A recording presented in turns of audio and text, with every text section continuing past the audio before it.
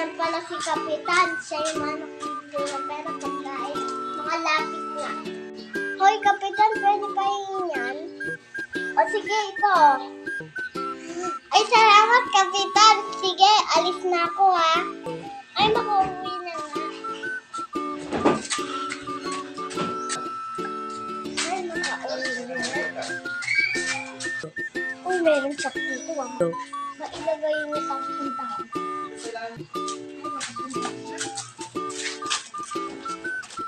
Uy, Kapitan, pahingi na.